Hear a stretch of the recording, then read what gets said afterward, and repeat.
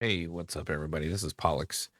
Today I'm going to go over my timed plus 20 Atal'Dazar video, and just going to do a brief walkthrough between trash and certain bosses during the fight.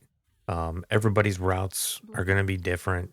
Um, you can choose to go one way, I choose to go another, but at the end of the day, these get timed, and that's all that matters. So the first boss is Razan, and it's pretty simple. You just make your way down to the platform, you pull him, try to avoid the purple swirly clouds on the ground, and you try to want to tank him towards the wall. So that way, when he does his roar, you can line of sight and avoid getting feared across the map. Because sometimes if you get feared, you're going to pop those purple clouds and little dinosaurs spawn. As you can see, we also had raptors come with us because people didn't know how to come down the ramp properly. It is a pug group, so it is what it is. Um, when you get the pursuit like I did, as a night elf, you can shadow meld, but I chose to take him down to the other end because I've had shadow meld fail on me and I got chomped. So I'd like to get a little bit of distance. Just make sure you taunt once you get done doing the shadow meld if you're a night elf, because then he's going to start attacking your pug group and you're going to get blamed for it. So just FYI. Now that we got Razan down, I like to go up here and clear the trash up here because we have Lust on cooldown. Probably a good time to go up there and get that pack done and the Screamer done. And then we head up to the top of the steps, grab the invisible guy, and then we start our trash all the way to the second boss. During this pack pool, I like to bring these two skeletons in here because I like to do an ability called Bulwark of Juju. The only thing you really need to do is make sure you stun these. I know rogues can blind them. Anything you can do to knock them out of that to keep them in there, or you just move the trash packs out of there. Main thing you want to do with this is to keep moving around so you can avoid the green slime on the ground. Pretty much the next two pools are going to be the same until we get towards the bridge. While we're on the bridge with Lust still on cooldown, I like to finish up this pack. And then I like to find the two stealth mobs that are patrolling on the steps. And we'll proceed to go in and kill them. And then I'll head downstairs to the bottom just so that I could waste time so we can get Lust off cooldown faster. During tyrannical weeks, you'll probably want to get Lust down off cooldown as quick as possible so you can use it on the second boss. Or you can save it, and you'll see later that I like to pull the middle three or four mobs that are in the middle of that ring, just because during Fortified Week, those are pretty tough mobs to kill. The second boss we got coming up in here in Atal'Dazar is Volcall. And this is always an interesting one with pugs because you either get them to do it correctly or you get them where you have one nuke down a totem and the other DPS, especially if you have an Aug Evoker in your group, can't quite get that totem down quick enough, and then you have split totems.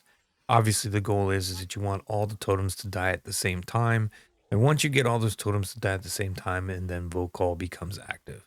What I like to do is to go in and tank him around the triangle, kind of like in the inner triangle area, and that way, it gives room, especially if you're DPS heavy, the ability to sidestep while you're moving him around out of the green slime stuff. Boss is pretty easy and straightforward. All you got to do is make sure you get the interrupts done, and you just move him around to keep him out of the green slime area. Um, that's pretty much it for him. Pretty simple boss. The next two packs are pretty straightforward. They're the two screamers with a bunch of those little tiny raptor ones that bite your ankles. Pretty easy to kill. They die pretty fast. I try to make sure the little tiny ads are dead first before I move on to the next pack, but you can easily take those two and bring them together, especially if you know by now your group's capable of doing fears and interruptions. Following that, we go into the middle group. And this is kind of probably the most um, hard pack in the dungeon, in my opinion, especially for the route that I use. Mainly, especially on Fortified, one of the Triceratops do a charge, and the other one does a stomp with a lot of AoE damage. Luckily, they're split, but I still recommend going after the caster first, get the interrupts done, As a tank, all you need to do is sidestep the charge. Just make sure you don't have them aimed towards your DPS. And then the other one just does the AoE stomp, and usually I drop darkness on one of them, and then hopefully the priest can handle the rest of them. But other than that, it's pretty straightforward. Hard group, but still manageable at the same time. Our healer died at the very end of that middle pack pool, so he got charged at the last minute and didn't move out of the way. But the next pool is the screamers. I pull one screamers that's sitting on the perch, and then there's one on the opposite side. I pull that one too, bring them down to the little tiny raptors that are down there, and basically make my way all the way through to the next screamer group and pull them all together and try to kill them all at the same time. Easy. Just make sure you get your interrupts on so you don't fear them. Again, as a Vengeance Demon Hunter, super easy. You can use your Silent Sigil. I used the Misery Fear Sigil, and I had a pretty good Rogue and Shaman in here that were good with interrupts. So easy pull. Once I make my way to the top of the stairs, I go in, I start from my right and pull the blood transfusion mob, pull the center group, and once I get enough control where I think I can manage and not die from the big pool, I'll go to the left and pull that mob as well. Um, this is a big pool, has a lot of interrupts that need your attention. Um, Sigil of Silence, Misery work well here. I also have chains, so I can try to keep them grouped up from casting or get them out of those two mobs to do the blood transfusion thing. So helps mitigate them because again, you're in a pug, and you want to make sure that you have the most control and the capability that you can during the pug. The third boss in here is Alonza, and she has two abilities that you want to keep an eye out for.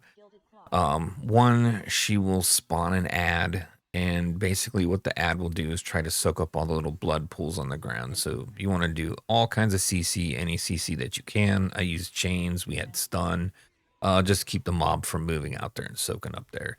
And the other one is you'll want to go in and actually get yourself into the blood, so that way when she does her little transfusion thing, she's actually killing herself with the blood instead of using your health.